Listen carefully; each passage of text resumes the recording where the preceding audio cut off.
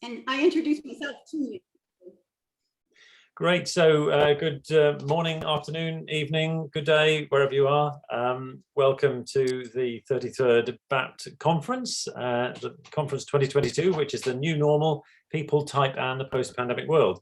My name is Jerry Gilpin. I'm a board member for the BAPT, and it's great to welcome you to this session tonight, Ambiversion, Fact or Fallacy, with Vicky Varner, who is going to be our presenter. Vicky Jo is an ICF and experienced and accredited coach, and she has a PhD in depth psychology. So that will be really useful in this conversation, I'm sure. And she also teaches Jung in Los Angeles when she's not spending her time in Carcassonne, presumably, or maybe you do that online now. You can enlighten us. But Vicky Jo, welcome, and let me hand over to you and to your slides. All right. And it's always that breathless moment. Are they going to work? There it is. It looks good. All right. And will the clicker work? We'll find out. So hi, everybody, and welcome. I'm thrilled to have you here. As you know, my topic today is ambiversion, fact or fallacy. And as was mentioned, greetings from France, where Robin and I are at the moment. I love presenting for BAPT, and I really miss the in-person conferences, but at least we can meet virtually. So as we get underway, let's design our alliance with one another on this Zoom session. Here are some agreements that I would like us to work with. First of all, can we be on camera? I realize some people are camera shy, but it really makes it much more comfortable when everybody can see each other, and I feel like I know it's happening. Robin, this isn't advancing. Hang on. And there will be a tech moment. There's always that tech moment, right? So first of all, if we can be on camera, I would really appreciate it. Second of all, if you can have some loose paper and a little something to write with, that would be great. And if you can find some room around you so that you can stand up and move around if possible. I understand that may not be possible for everybody, but if it is possible, that would be fantastic. And last, I have one exercise schedule, and I'd really love for you to participate and not bail out at that moment. Is this going to advance for me or not? It seems to have locked up. And it's locked up. So this is a really big topic that I've selected. And I'm going to go pretty fast, assuming I can get my my other bit of tech going here. And moving on for us, Vicky Jo. Yeah, I'm still going. I'm waiting for Robin to fix the little glitch here. Okay. So where we are headed in the session, this presentation examines the concept of ambiversion from multiple perspectives and invites you to consider how it impacts you on a personal and professional level. And if that's not the session you want to be in, you're in the wrong place. I want to thank all the people who've been operating behind the scenes. Catherine has been really great about getting things organized. I'm so grateful to have Jerry as my MC again this year. If you have any tech problems during the session, please contact him. I will not be able to help you. So, who am I? I am Dr. Vicky Jo, and Jerry already mentioned some of my credentials, but I always cover them very quickly. I have a PhD in depth psychology. I'm an MBTI master practitioner and have been so since 1996. I'm a certified inner strength practitioner with Linda Behrens. I've logged over 150 hours in live John Beebe workshops. Wowie. I'm a senior copy editor currently for a Jungian journal out of Los Angeles. I'm a former university professor at PRS in LA. And I'm also a professional life coach at the PCC status, and many more things that I will skip over. I think you also have green screen operating on this computer. Yes. And I don't need it because I actually have the real thing behind me. That's something that got missed. I'm going to worry about that later. If I'm blipping in and out, it's because I got green screen on and I shouldn't have. So what I'm going to do in this session is I'm going to take an aim at a very interesting thing called the ambivert. Now, if you haven't heard about ambiverts by now, where have you been? So I want to give you a little bit of the history of this term and how we got to where we are. And Robin's frantically typing in a password. I always blame the tech guy, right? It's his fault. Yeah, if you're saying ambo what, then you're in the right session, because I'm going to tell you more about ambiversion than you ever wanted to know. So, so it's come about that there are these three attitudes that are showing up a lot on social media these days, where people are saying they're not an introvert, they're not an extrovert, they're right dead in the middle as an ambivert. So I'd like to do a little poll with Jerry's help. And I want you to answer one actually very simple question. So go ahead and run that poll, Jerry. Do you consider yourself an introvert, an extrovert, or an ambivert?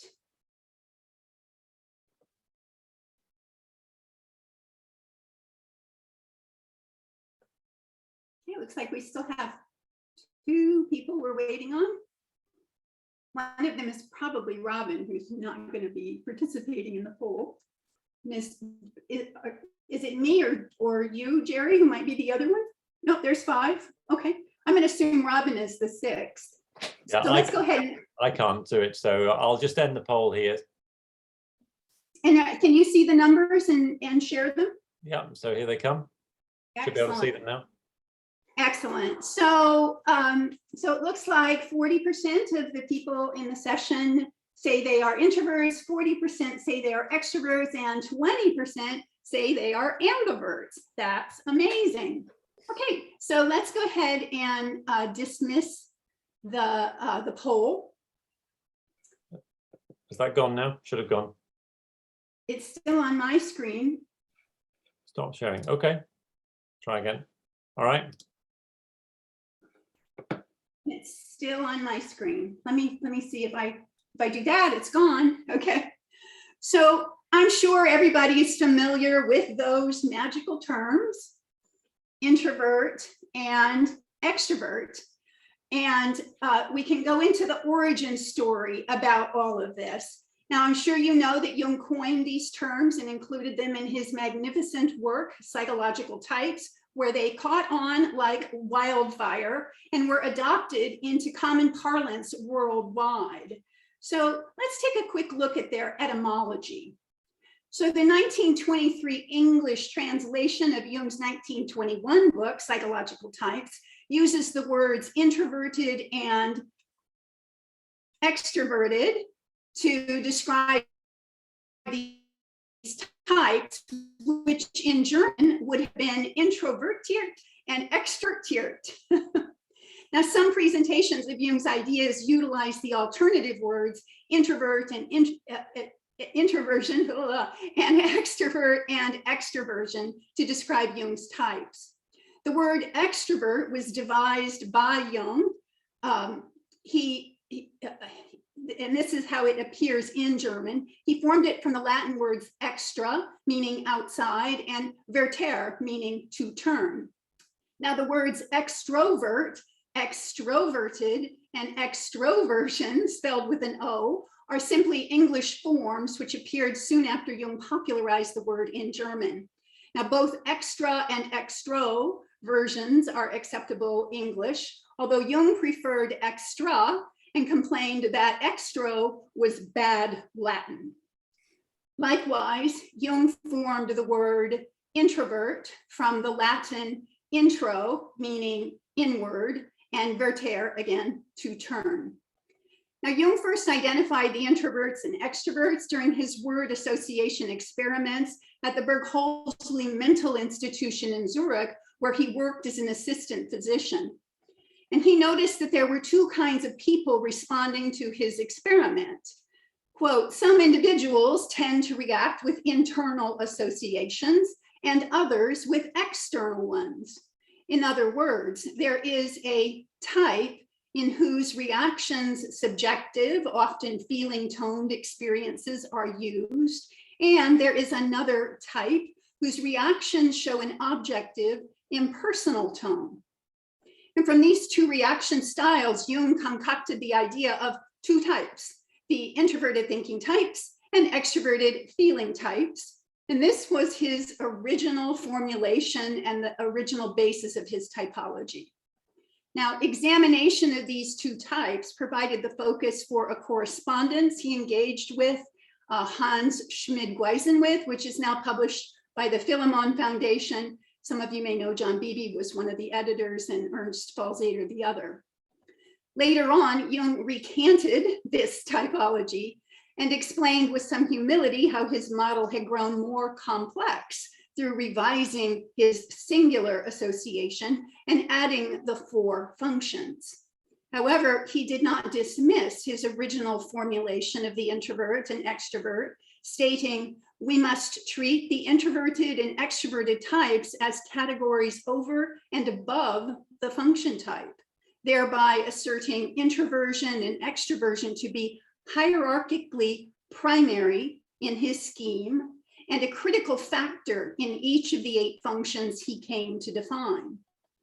Now, whilst researching these two predilections, Jung affiliated extroversion with hysteria and introversion with schizophrenia, no doubt on the basis of patients he treated at the Berkeley. Now, those were not presented as hard and fast definitions in his book, which was written for a general audience. And after delineating introverts and extroverts in his book, he added the caveat that the normal man is, by definition, influenced as much from within as from without. He constitutes the extensive middle group, on one side of which are those whose motivations are determined mainly by the external object, and on the other, those whose motivations are determined from within. I call the first group extroverted and the second group introverted, end quote. He went on to state that everyone possesses both mechanisms, extroversion as well as introversion, and only the relative predominance of one or the other determines the type. And also in his book, Psychological Types, he gives credit to Eugen Bleuler, who was Jung's boss at the Berkeley, and he coined the terms ambitendency and ambivalence to classify people who exhibit a, quote, fusion of the psychological functions, an interesting harbinger of the term ambiversion yet to come. Jung recycled this reference later on during a seminar given in 1925 when he noted, quote, "The expression ambitendency is a way of denominating the contradictory nature of energy. There is no potential without opposites, and therefore one has ambitendency," end quote. And further, in further amplification of this concept, he declared during the 1935 Tavistock lectures that, quote, "When you call somebody an introvert, you mean that he prefers an introverted habit, but he has his extroverted side too. We all have both sides. Otherwise, we could not adapt at all. We would have no influence. We would be beside ourselves," end quote. Now, in an interview he gave to Evans in 1957, he declared, "There is no such thing as a pure extrovert or a pure introvert. Such a man would be in the lunatic asylum." So perhaps for these reasons, Jung is occasionally given credit for identifying the ambivert, but as you have no doubt gathered, he never used that precise term. That term, as far as we know, came into existence through the writing of Edmund Conklin in an article titled "The Definition of Introversion, Extroversion, and Allied Concepts," written in 1923, the same year Jung's book was published in English. And it was printed in the Journal of Abnormal Psychology and Social Psychology. In it, Conklin referenced Jung's work and claimed that people he characterized as ambiverted do not fall in either the extrovert or the introvert class. At the time, Conklin was dealing with patients who were exhibiting what he termed morbid introversion and morbid extroversion, which meant that in his estimation, these ambiverted people are by far the most normal and healthy. So his term was intended to characterize people in the mid-range who considered themselves normal. And according to Conklin, the key features distinguishing the ambivert from other psychoanalytic or psychological types was its ontological position as the normal, the healthy, the adaptable, the flexible, and the effective. He wrote, quote, "This ability to oscillate between what is clearly introversion and what is as clearly extroversion, to find values of life frequently in each phase of activity, is what I have called ambiversion," end quote. Now, Conklin's conception of the ambivert is clear. Shifting from an inherent personality type to an explicit ability to mold oneself depending on their environment reflects an emphasis on adaptation, perhaps revealing the American can-do attitude. Now, Conklin's use of ambivert may be one of the earliest published instances of someone attempting to correct the application of Jung's terms, introvert and extrovert. So the term ambiversion was mentioned again in 1927 by social psychologist Kimball Young in his source book for social psychology, and he is often mistakenly credited for coining it. Now, in the earliest years of psychology as a field, the main focus was on identifying the aberrant and deviant among people, and only later shifted toward a research discipline intended to scientifically capture the normal and whole person. So Conklin highlighted the role of the ambivert in a discernible shift from psychiatric typology to psychometric traits in 1927, writing, quote, "Individual differences in extroversion, introversion interests are not a matter of type, but of degree. It should be expected then that by far the larger number of subjects would be neither extremely extroverted nor extremely introverted, but in that middle group," end quote.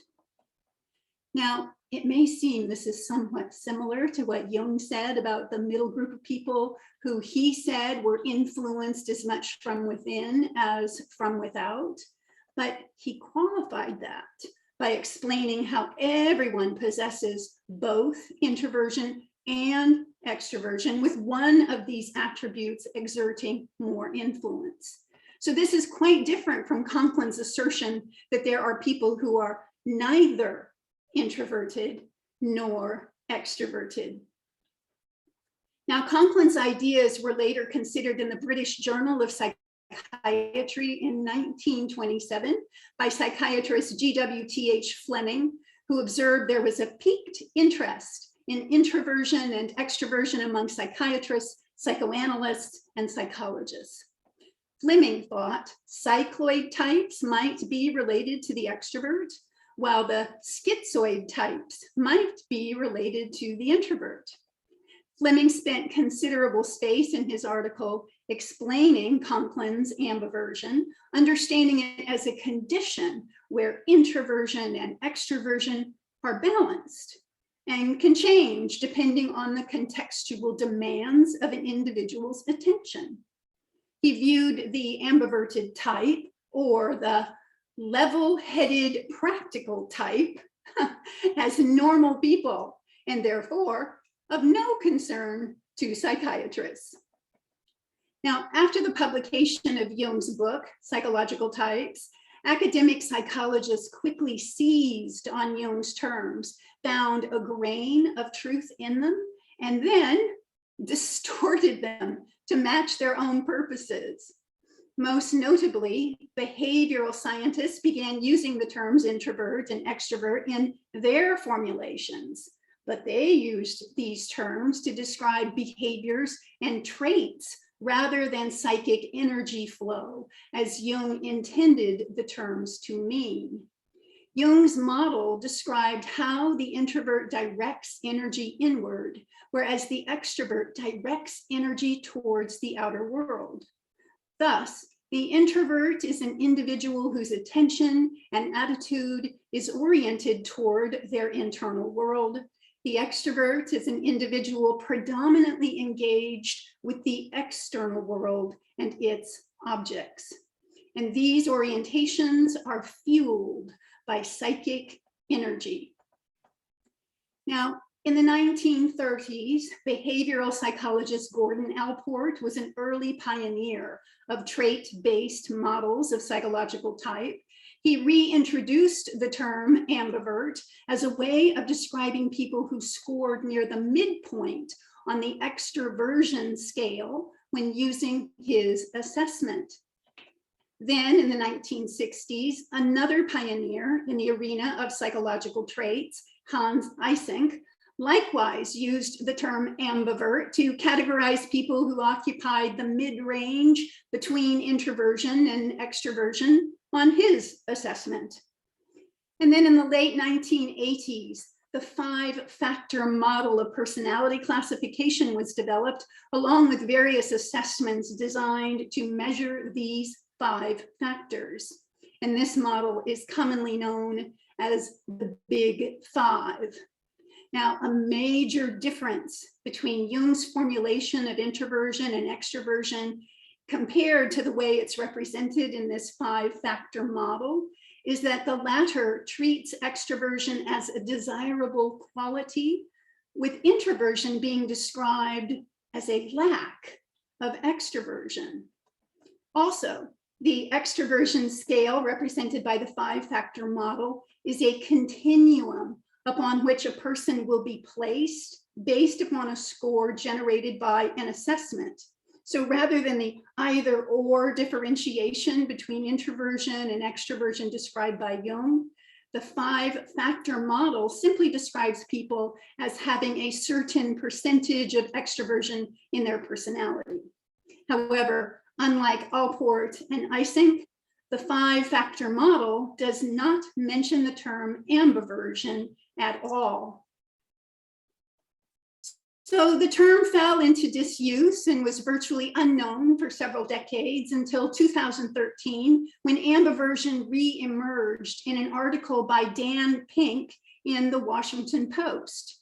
And in this article, Pink proposed that ambiverts would make the best salespeople since they combine the best attributes of extroversion, as in speaking, and introversion, as in listening.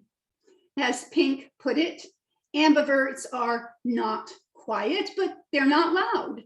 They know how to assert themselves, but they're not pushy. Pink drew upon research that was conducted by Adam Grant, an outspoken opponent of the MBTI, who possesses an obvious misunderstanding of Jung's true definitions of introversion and extroversion. So Pink, channeling Grant, never refers to Jung's idea of energy flow. Misconceptions about introversion and extroversion are propagated through popular media, such as news outlets, Facebook groups, blogs, and online magazines. It's common to see introverts referred to as secretive, withdrawn, moody, and introspective. In fact, I've seen news articles where some serial killer has been described as introverted, with the term obviously being used in a pejorative sense. And then on the other end of the scale, extroverts are often described as party animals with extravagant egotism and lacking any depth to their personalities. Thus, it's no wonder that some people feel the need to escape into the apparently safe haven of ambiversion, since it avoids these extreme categories. But for Jung, Introversion and extroversion are mechanisms that we all have the capability of switching between.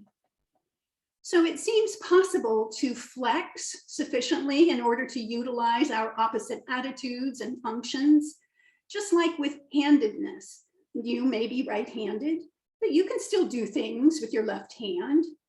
Now, for example, if I, as an introvert, am socially competent, metaphorically, it could be said that I have gained competence using my non-dominant hand. And some people even claim to be ambidextrous, which has some comparability with ambivert.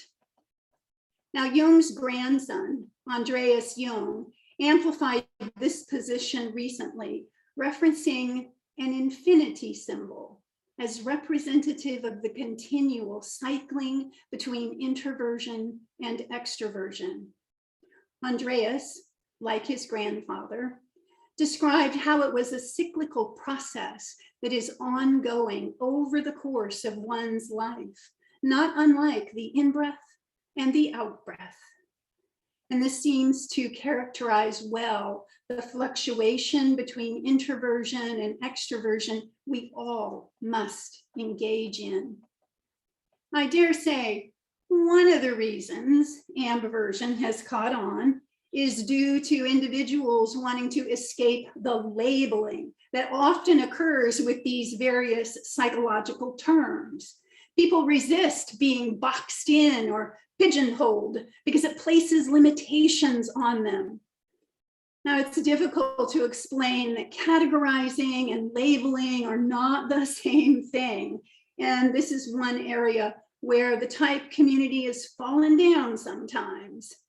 A helpful approach to the issue is Linda Barron's model of interaction styles, which is framed as a situational model and characterizes two typical ways of being introverted and two typical ways of being extroverted, with an assumption that one can flex between all of them.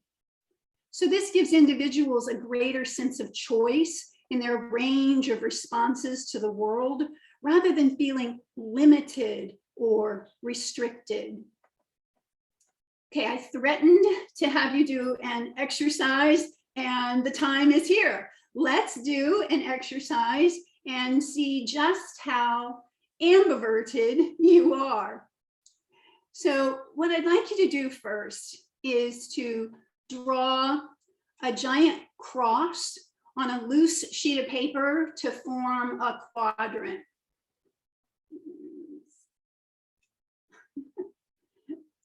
Okay, and then on the left side, write the word introverted, just like you see on screen. And on the right side, you'll write the word extroverted.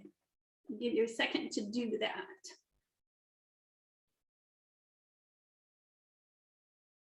Okay, and at the very top of the vertical line, put the word good. And at the bottom of the vertical line, put the word bad. Now, I'll give you a little hint. The word good is actually an abbreviation for feel good about myself. And the word bad is actually an abbreviation for feel bad about myself. So I'll give you a few seconds to fill all this in.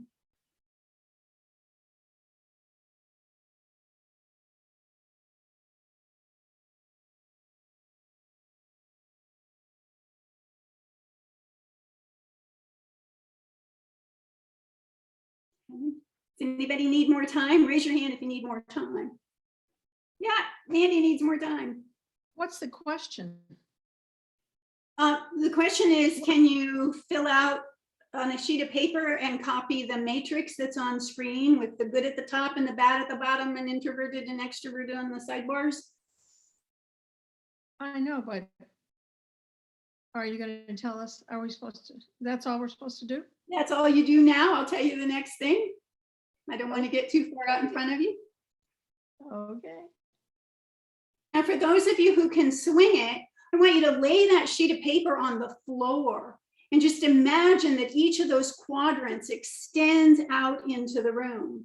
Now, if you can't do that, I'll invite you to do what they do at labyrinths and just sort of pretend to walk around it with your fingers on the paper. But it's so much better if you can stand up and do it. You can be on camera or off camera, it doesn't matter, whatever feels good to you.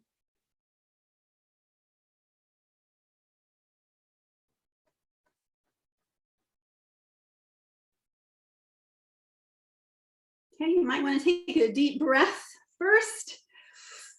Woo. And now step into the upper left quadrant, which is introverted and feel good about myself. So just step right into what seems like that quadrant, or if you're doing it with your fingers, just put your finger in that quadrant and imagine you're standing there. I'm going to give you a second to do that.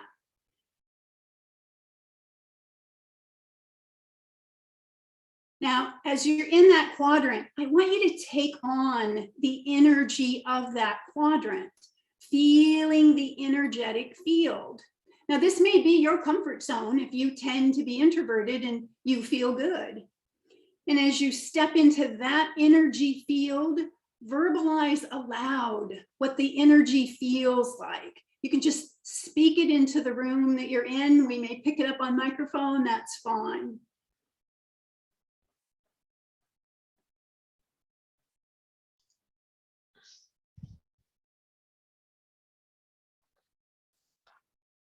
Okay, and now take on a physical posture that embodies the feeling in this quadrant. Don't decide you're going to stand a certain way, but just allow your body to naturally move into a shape, perhaps as if it were a statue, and just simply hold that pose. Don't choose it consciously, just allow it to come to you.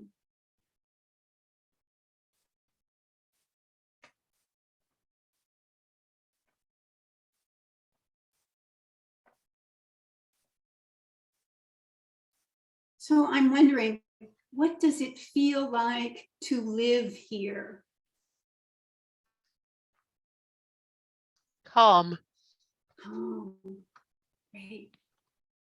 Very comfortable. Comfortable, great. Self-supporting. Health supporting, great. So what's the weather like here?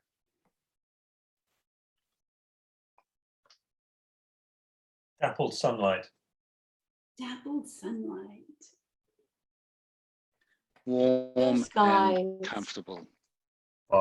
Comfortable, blue skies? Yes. Yeah, great. So what's the level of stress in this quadrant?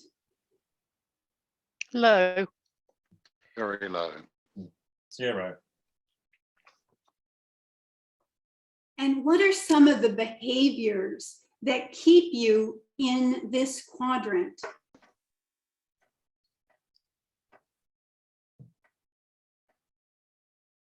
Solitude. Reading.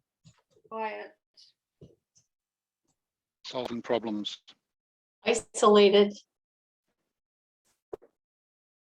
Now, I Connected with nature. connected with nature. Okay, you're really enjoying this. I hate to break up the party, but what I want you to do now is shake that off. And I want you to step into the diagonal, which is extroverted and feel bad about yourself. Notice how it feels to cross over the line. Mm. Yeah.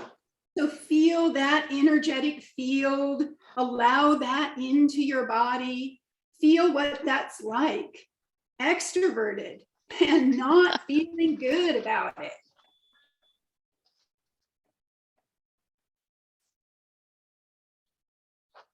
So what would be a theme song in this quadrant? Help. Help. I got to get out of this place. Gotta get out of this place. Right.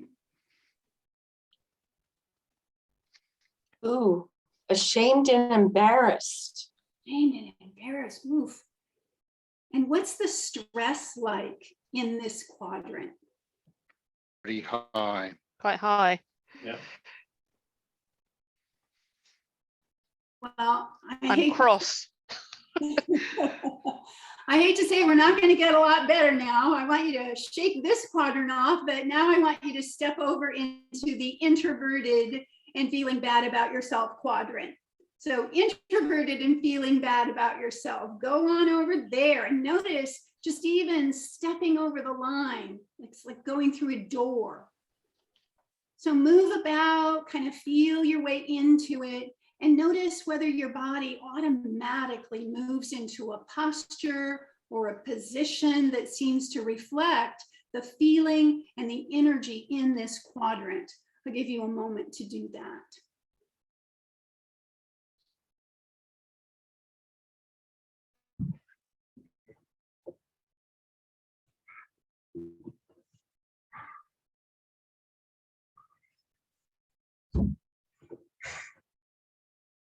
So what words show up in this quadrant?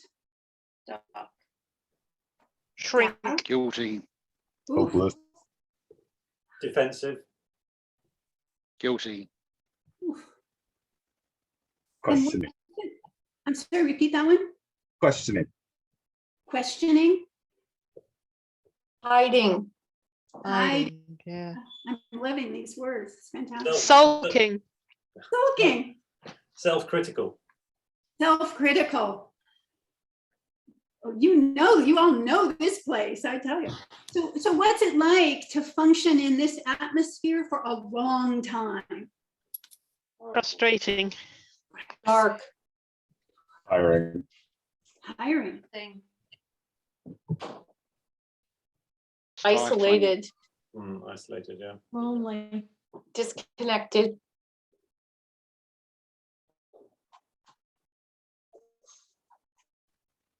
So I want you to shake that off. And now, yippee, I want you to step over the diagonal and take the big shift into the extroverted and feeling good about yourself quadrant. And notice again, as you step over that line, like going through a door, how it changes. expressive. Ooh, Light. Now, this may be your comfort zone if you tend to be extroverted and you feel good. Interesting. open, Funny. Energetic. And what's it feel like to be heroic but Heroic. exhausted. exhausted? Great. So what's it like to- excited, yeah, what's it like to be you in this place? I think I'm hearing some of that, but I'll. Fun. excited, Happy. Excited. connected, Yeah, connected. So imagine talking to another person when you're both in this quadrant together. What kinds of things do you say to each other? Jokes. have a great day, Let's do it. What more can we discover? Ooh, nice. Mm. So what's the benefit of being in this quadrant? And what's important here? Connection. Gets things done. Empathy. Mhm. reaching out, Puts money in my pocket.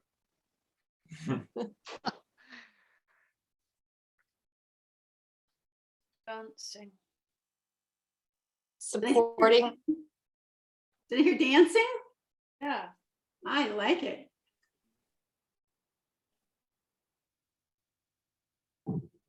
What else was I think I talked over somebody?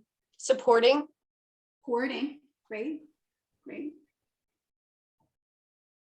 Okay, so I'm waiting for the kind of the water to come to a trickle as I wrap up. So that last chance to get a word in. fun, Fun, yay. So now we're going to step out of all the quadrants and look back at this map that you just moved through. Okay, so just take a step back and look at this map. Ooh. So what do you want to remember from moving through these quadrants? And I'll invite you to take a moment to consider that question.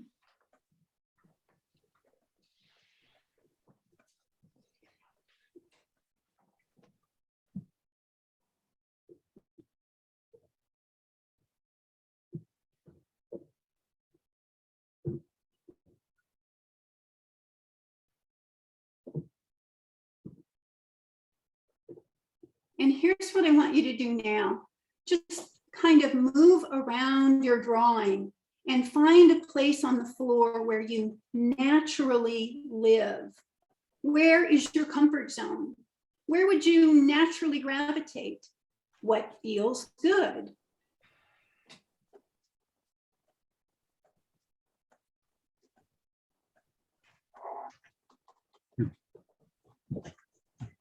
And once you're there, adopt again a physical posture that feels good.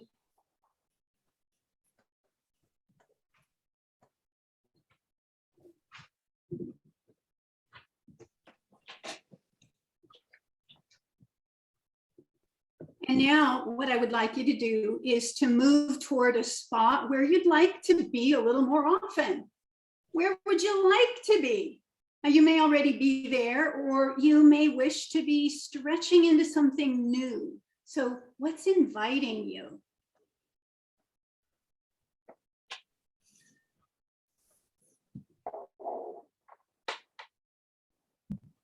And once you arrive there, consider this question. What stops you from being there? What gets in your way? What causes resistance? Just allow yourself to take it all in.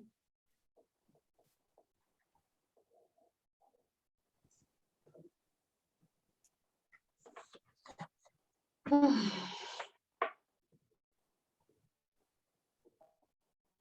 and now I want to cover some teaching points. So let me invite you to bring your paper and come back to the Zoom session while I talk you through a few extra pieces. So during this upcoming week, if you're willing, pay attention to how much time as a percentage you spend in each of the quadrants, and then write that number down inside the quadrants on your piece of paper. So you're kind of keeping a little record. It can be very informative. Next, I want you to notice how each of these areas lives in you, inside of you. Your body instinctively knows what each of these quadrants feels like. Not like there's another person who's forcing you to be in these quadrants, making it happen or not making it happen, making you comfortable or uncomfortable. You are creating that in your own mind. So some information is there for you about how you can be at greater choice about what you are allowing or experiencing. And realize that none of these quadrants is inherently good or bad. They just are, and they are very powerful. Now, of course, we all cycle through all the quadrants over time as conditions and situations change. But from now on, you can simply notice when you're dissatisfied with where you are. Maybe your body is unconsciously taking on the posture of one of those quadrants and you don't like how it feels. So when that happens, you could try consciously taking on the posture of one of the other quadrants and ask yourself how you can impact the situation and shift into this preferred quadrant. How can you make it different? So a little homework assignment, if you want to take it, is to notice how you naturally gravitate into one or the other quadrant and ask yourself whether you like where you end up. Brainstorm some ways to move yourself to a different place, into a different quadrant. You might even take out a calendar and block out times when you consciously choose to be introverted and choose to be extroverted, and then Pay attention to how you will manage that time effectively. Notice how useful it is to be consciously aware of how you are expending your energy. And the last question I will pose is this one. What are some action steps for you going forward? Now, I notice time's running short and I still have content. So I'll invite you to share anything that you'd like to say about that experience into the chat window. What was that like? What did you notice? And then at the end of the session, I'll come back and revisit those if there's time. But on the heels of that exercise, I'd like to run another poll. Do you consider yourself an introvert, an extrovert, or an ambivert? If you could run that poll, Jerry. Should be on the screen now. Yeah, it is.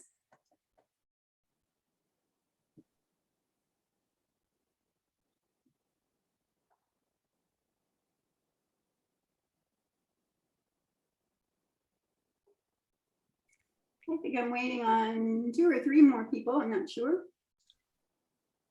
Well, I see Claire's left the room, so she's obviously running out to do something. Okay, so let's do a countdown on 3. So Oh, 3, there we- 2. Let I'll Jerry share the- decide. Share the results. So we've just got 4 respondents this time. Great. Okay. So this time we have 25% are introverts, 25% are extroverts, and 50% are ambiverts. So that number went up. Isn't that interesting? Okay. So let's dismiss that poll, Jerry. Is that gone? Should have gone now. Is Okay. that gone? Did everybody get to see it? Yeah. Yep. Okay. So I'm going to send it away from my screen. And now what I'd like to do is to dig a little deeper. So Jungian psychology in general is based on what Jung termed the tension of the opposites. In psychological types in particular, he stressed this tension of the opposites as characterizing how the mental functions operate within the psyche. For example, he explained that just as all energy proceeds from opposition, so the psyche too possesses its inner polarity, this being the indisputable prerequisite for its aliveness. He also said, life is born only of the spark of opposites. In other words, all of life depends on tension. And Jung provided a specific example of this tension of the opposites, explaining that introversion or extroversion as the typical attitude means an essential bias, which conditions the whole psychic process, establishes the habitual mode of reaction, and thus determines not only the style of behavior, but also the quality of subjective experience. And not only that, it determines the kind of compensation the unconscious will produce, end quote. Introversion versus extroversion is the tension of the opposites we are focusing on at this moment. Now, some of the characteristics of introversion and extroversion are polarizing. Introverts, that's interesting. Introverts come into the world wondering, there we go, how is the world going to change me? Whereas extroverts come into the world wondering, how am I going to change the world? And Jung even seemed to believe that introverts generally think reality begins inside and extends outwardly, while for extroverts, they generally think that reality begins outside and then extends inwardly. Very different. Now, personally, I believe we are hardwired to prefer introversion or extroversion. And researchers even claim it's possible to detect a biological preference for one or the other. And even fetuses in the womb show this difference. Babies that move around a lot are born extroverted, while babies that tend to be still inside are born introverted. And through various tests, it has been established that introverts have a higher baseline state of arousal, and it takes less to stimulate them. Conversely, extroverts have a lower baseline rate of arousal, and it takes more interaction to receive the same chemical, emotional feedback. So extroverts are seeking stimulation, while introverts are avoiding it. Now, Dario Nardi, I'm sure you know, has likewise conducted extensive research into the neuroscience of typology, researching the ways in which typological preferences are hardwired into the brain. Yolande Giacobbe was adamant that, quote, the attitude type is rooted in our biological makeup and is much more clearly determined from birth than is our function type. And by attitude type, she's referring to introversion or extroversion. So there seems to be ample evidence that a preference for introversion and extroversion is genetic and innate. It's a constitutional bias, a habit we cultivate, and it reflects our relationship with reality. So how does the tension of the opposites fit in with our preference for introversion or extroversion? Well, in Jung's view, the primary tension of opposites in typology was between consciousness and unconsciousness. And we know that for him, the superior function was conscious and the inferior function in the opposite attitude was unconscious. He stated that there is no energy unless there is a tension of opposites. Hence, it is necessary to discover the opposite to the attitude of the conscious mind. Now, John Beebe has developed and extended Jung's original construction so as to tease out a tension of opposites, not only between the rational and irrational functions, but also between their introverted and extroverted expressions. Individuation, when viewed as a conscious goal, is the outcome of balancing the opposites within the psyche. Jung claimed that without the experience of the opposites, there is no experience of wholeness. Jung always claimed that the process of individuation was the work of a lifetime and that few people would ever achieve it. He said that individuation means intense consciousness of conflict. You never will be saved from conflict as long as you live. Otherwise, you would be dead before you die. In other words, the tension of the opposites is ever present, and individuation is an ongoing process. Now, since we all possess innate favoritism towards a particular function, there's always going to be a certain level of difficulty integrating the opposite attitude. And the bottom line here is we cannot deny our other side.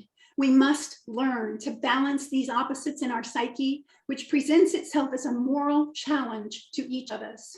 Doing so leads to individuation, which may be viewed as synonymous with wholeness, integration, or spiritual enlightenment.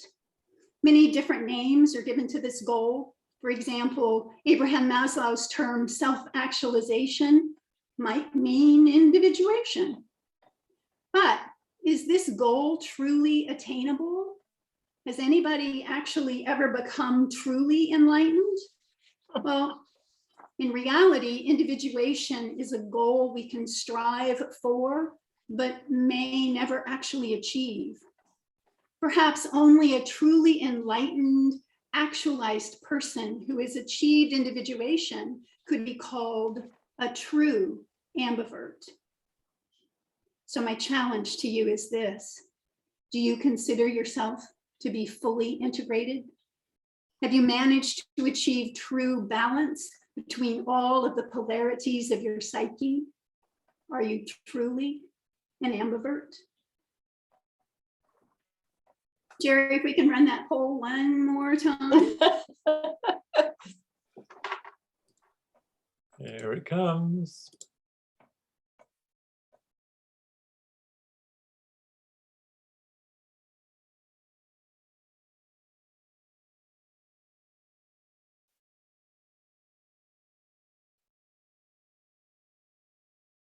I think that's probably it. So we've Yeah, had 5 I think so. responses. So if I end it now, Yep, and share those results. So we Yeah. still have a couple ambiverts. I'm surprised. And I think I have to click out of it or something. Oh. should be Yes. gone now. Okay. It doesn't leave my screen for some reason. Oh, Yep, that's okay. So, oh, that was the poll. So, I don't know where I am.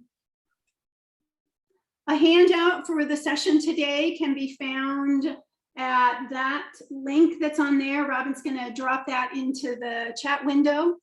Inside that handout, there's a discount coupon for a program I'm offering titled Imaginal Intelligence Explorer. And also, just so you know, I have another virtual APT presentation coming up in May titled The Masks We Wear, The Masks We Hide for the Bay Area chapter of the Association of Psychological Type. That's Saturday, May 14. So in summary, I'll just quickly, I think I'm running over. Is it okay if I go over, Jerry? a couple of minutes, as long as people are happy to stay, it's fine. Yeah. Okay, I'll go as fast as I can. So in summary, I'd just like to reiterate 2 points. Ambiversion is an elusive term with a checkered history that claims staunch support from some proponents and may well represent a symptom, a flag indicating an overwhelming desire by the general public to not be shoved into a box and pathologized with a label. Within the type community, we might view it as a backlash in response to people overusing the types to enthusiastically stick people into boxes. And the popularity of ambiversion is an understandable form of protest. Let's help get people out of those boxes. And having said that, I emphatically resist the reduction of Jung's principle of opposites to a continuum of ambiversion. While calling oneself an ambivert seems reasonable, given how we all move between the realms of introversion and extroversion, as Jung himself acknowledged, popular use seems intent on erasing the opposites that are vital for our psychic health. And furthermore, if we hold ambiversion to be equivalent to individuation and the highest aspiration we can attain to psychologically, it is as arrogant to call oneself ambiverted as it is to call oneself individuated or enlightened. Take care not to be deceived by casual rationalizations regarding this basic dimension of our psychology. So thank you for your attention today. It was a pleasure to be with you. If anybody wants to hang out with me and ask questions, I'm thrilled to be in dialogue, or if you want to skedaddle along and have your glass of wine. Well, don't enjoy go until I've really thanked you, Vicky Jo, because that was a fantastic presentation with so much great research in there, wonderful content, a really engaging activity that I shall remember for a long time and use. So thank you so much for the hard work and for the great presentation, and we look forward to maybe something else next year. I was also very relieved because you may be aware that BAPT has just put together a little video animation around extroversion and introversion, which you can find on the BAPT YouTube channel, and it does actually pretty much say what you said, but in a very with a lot less depth to it. So if people have not seen that, do go and check it out. Anyway, let me stop the recording there, and